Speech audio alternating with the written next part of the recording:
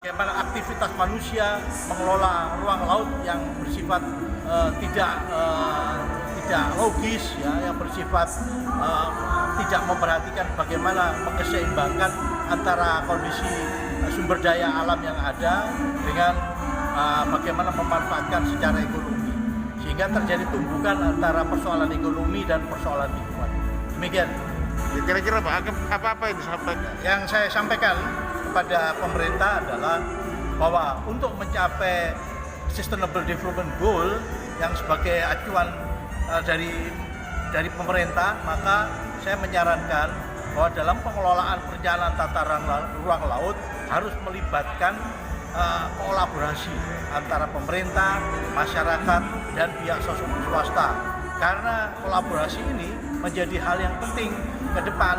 Karena kalau hanya diputuskan oleh pemerintah tanpa melibatkan masyarakat, tanpa melibatkan swasta, itu akan bersifat tidak demokrasi.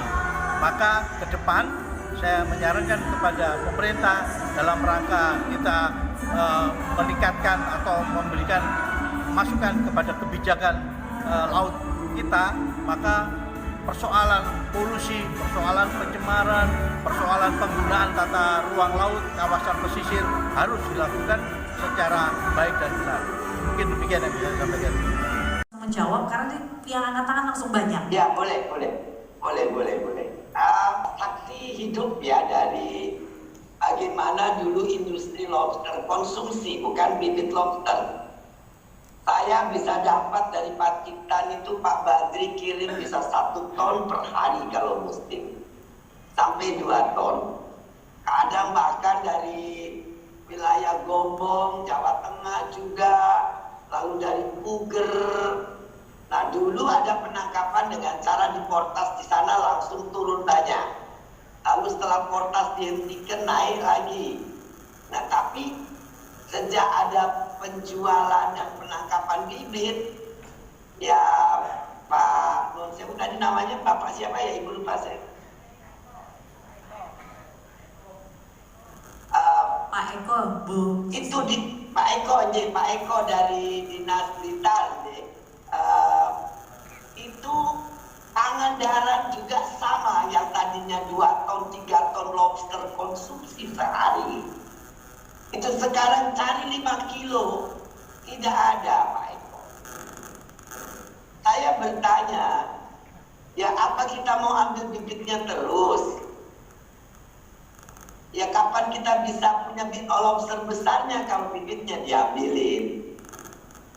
Yang kedua, kalau bibit itu penangkapannya dengan lampu, di mana bibit lobster itu datang static aggregative device. Kalau kita kategorikan lampu-lampu itu adalah agresor yang statik. Kenapa dibilang agresor? Pada lampunya diam. Karena dia mengattract secara ekologikal. Bayi-bayi lobster ini senang dengan lampu. Dia akan datang keluar dari gua-gua semua.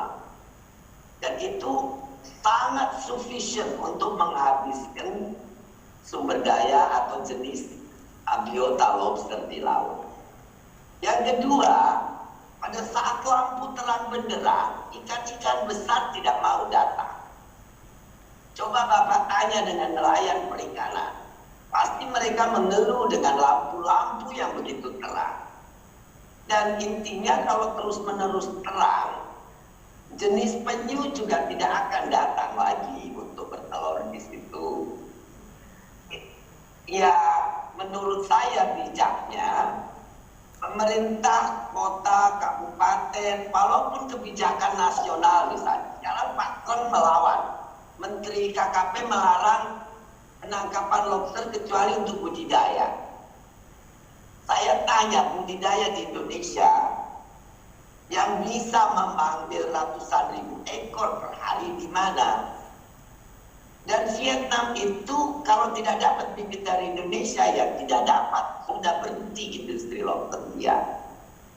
Sekarang harga lobster zaman ini lebih murah daripada 10 tahun yang lalu, 15. Indonesia Kemudian bagaimana juga sumber daya kelautan ini bisa lestari sampai masa depan?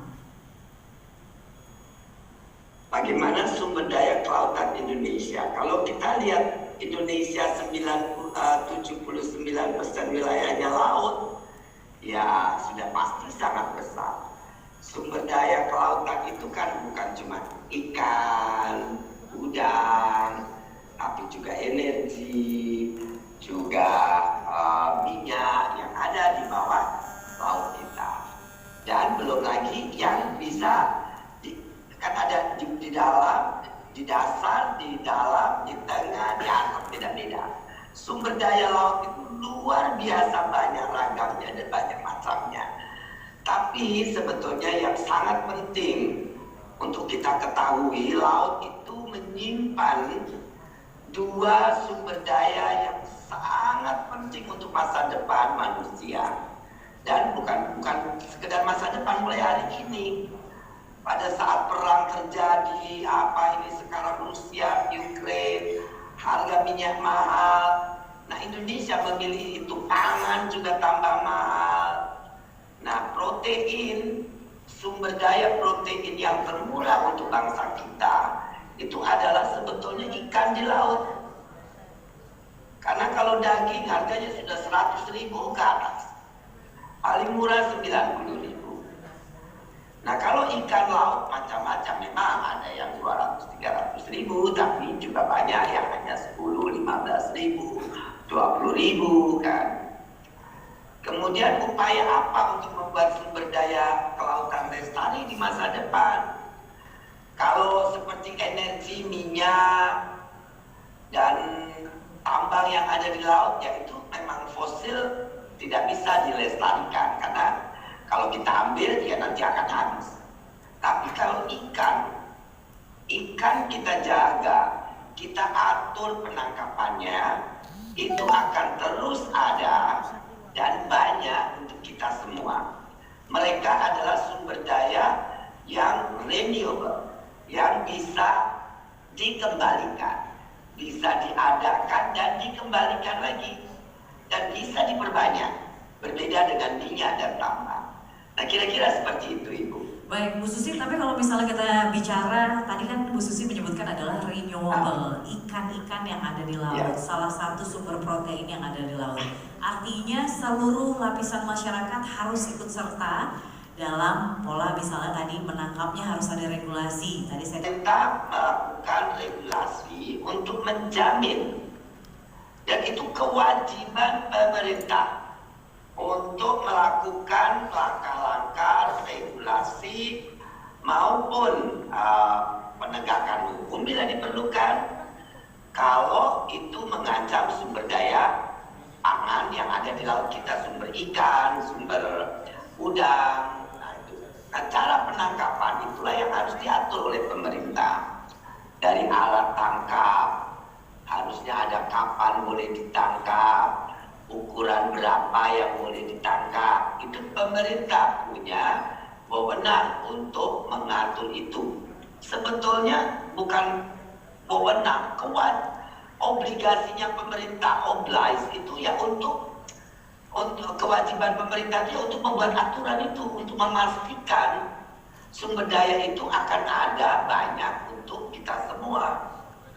Surplus demografi kita itu bukan hanya sekedar kita menambah banyak tenaga kerja, tapi juga membutuhkan lebih banyak sumber pangan. Nah, makanya itu pemerintah wajib menjaga, memastikan sumber daya pangan, dalam hal ini ikan yang ada di laut kita ada dan banyak. Dan sumber daya ikan ini semakin dijaga, peraturan itu diperbanyak, itu akan makin banyak. Karena mereka akan beranak piana lebih banyak lagi. Nah, lebih banyak lagi berarti lebih banyak yang bisa kita tangkap.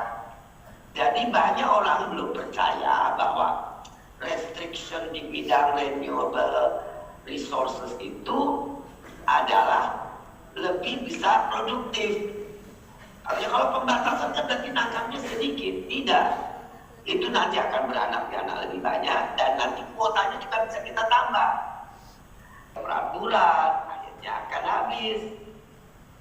Dan kalau sudah habis, kita mau dapat protein dari mana? Ya. Budidaya. Jangan salah, budidaya ikan di tawar, di air tawar, itu pakannya membutuhkan fish meal. Fish meal itu dari mana? Ya ikan ruca dari laut. Jadi kalau laut nggak ada, ya tidak ada budidaya lagi. Ikan di laut nggak ada, budidaya di darat pun tidak akan dapat ikan lagi. Artinya berkesinambungan. Bukan adanya kepentingan-kepentingan yang lain yang tentunya ingin dilakukan atau diberikan dengan adanya program CSR tersebut. Seperti itu. Itu saja sih sebenarnya dari saya. Terima kasih. Baik, terima kasih Pak Yudi. Mudah-mudahan ini puas jawaban dari Pak Yudi. Kebetulan dari DKP juga yang selalu bekerjasama dengan dengan KMB ya Pak, yang selalu melakukan kegiatan-kegiatan atau program-program kita dalam memberdayakan masyarakat pesisir, utamanya itu Pak. Baik, masih ada pertanyaan tadi sepertinya.